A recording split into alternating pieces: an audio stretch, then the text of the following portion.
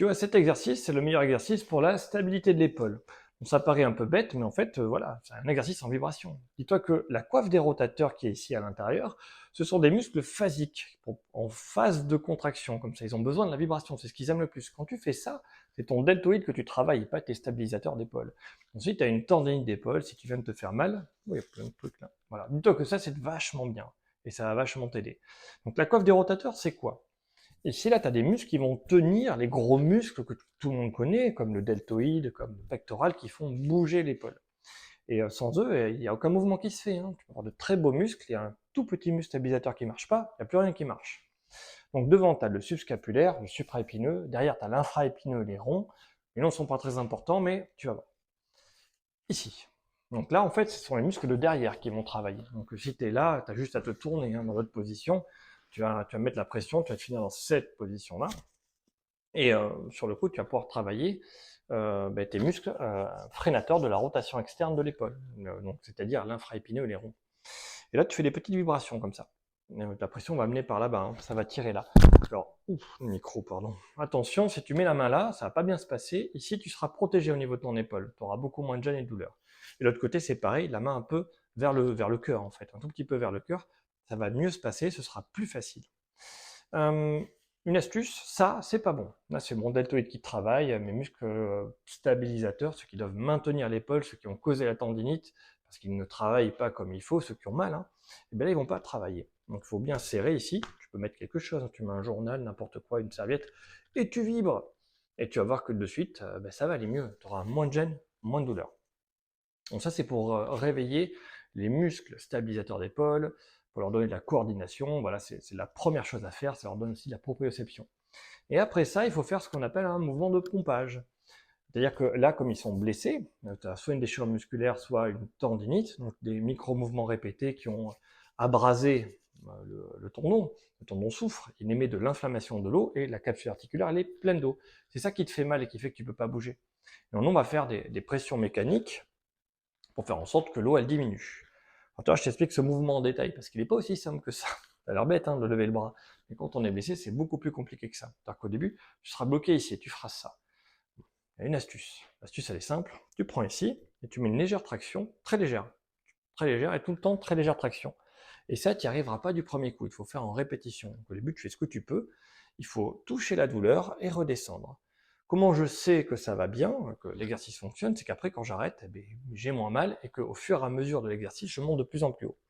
Et si au fur et à mesure de l'exercice, tu descends de plus en plus bas et que tu as de plus en plus mal quand tu fais rien, dis-toi que il faut faire autre chose, il faut aller voir ton médecin, reconsulter, c'est qu'il y a sûrement un autre problème.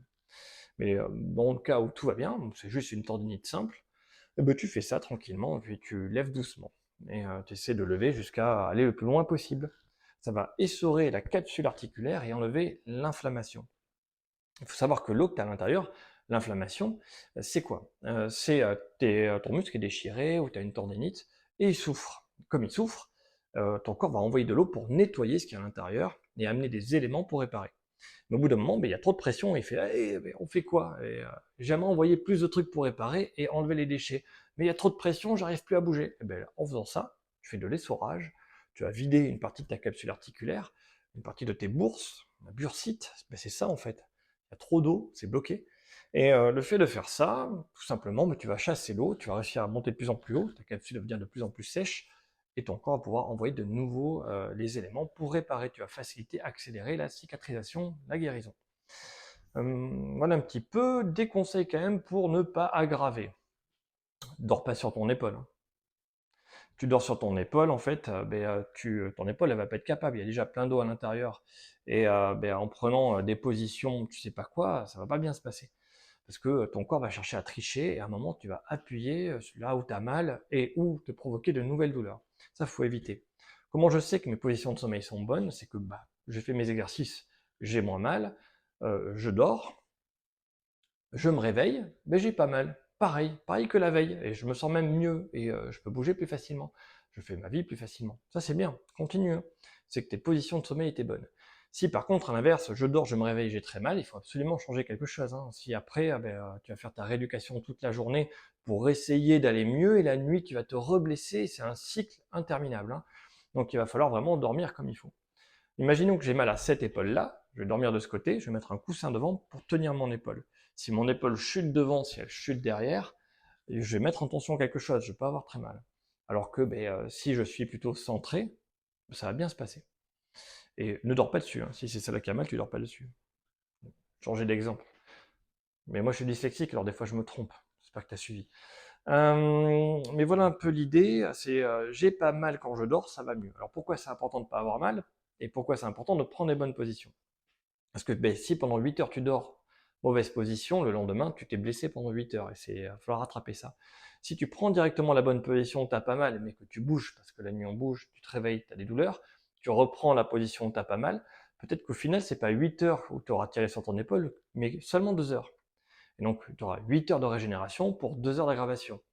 Tu fais une soustraction, ça veut dire que tu auras quand même gagné, moi je fais dormir 10 heures, hein, mais tu auras gagné 6 heures, tu vois, de bénéfices sur la régénération. Et c'est juste ce ratio-là, tant qu'il est positif, tu vas t'améliorer. Donc la journée, il faudra faire attention, surtout éviter d'avoir la main sur les côtés, tu vois. Plus tu es ici, moins ça va bien se passer, plus tu es dans l'axe, plus ce sera facile. D'autant plus qu'on travaille ici. Alors fais gaffe, hein. Fais pas l'exercice là, ça va pas marcher. Il faudra être vraiment au centre, au milieu, tout simplement. Et tout comme cet exercice-là, il est plus facile au centre, et bien ici, ce sera plus facile au centre. Donc une évolution pour ceux qui ont tenu jusque-là à regarder cette vidéo. Si vous n'êtes pas nombreux à regarder les vidéos jusqu'au bout, donc n'hésitez pas à liker, à partager, à vous abonner aussi. Si vous arrivez jusque-là, c'est que ça vous intéresse. C'est que on a vu celui-là, les vibrations, qui permet de recoordonner ces muscles qui justement ont été blessés. Donc on vide la capsule articulaire, sans ça, hein, comme ça, et après on fait de la coordination d'épaule, et on va aller de mieux en mieux. Donc on va pouvoir lever de plus en plus haut. Jusque-là, on risque rien, tu vois. Alors regarde bien ce que je fais là, tu vois, c'est un mouvement d'horloge. Une horloge qui bouge, tac, tac, tac, tac, tac, tac, la vibration rapide. Si je fais ça, alors ça va pas bien se passer, j'aurai mal partout, hein, c'est vraiment mon deltoïde qui travaille. Si je fais ça, c'est mes muscles stabilisateurs d'épaule qui vont travailler. Et pareil de l'autre côté, tu vois, ça va être ici. Moi, je mets ma main ici pour être sûr de pas tricher, tu vois. Parce qu'au bout d'un moment, on sait plus dès qu'on fatigue. Et là, on sent qu'on n'y arrive plus, qu'on bouge, qu'on décolle. Je change, hop, de position, je fais l'autre côté, et ainsi de suite. Donc attention, ça c'est là, après ça va être comme ça. Et tout comme l'autre, il est ici, et après il est là. Tu vois? Avec la main toujours un peu à l'intérieur, au niveau des yeux, pour protéger. Si tu es trop à l'extérieur, ce sera beaucoup plus dur. Alors si tu es en forme et que tout va bien, tu peux y aller, hein. Au début, il vaut mieux commencer là. Donc voilà un petit peu les différents exercices dont je voulais te parler.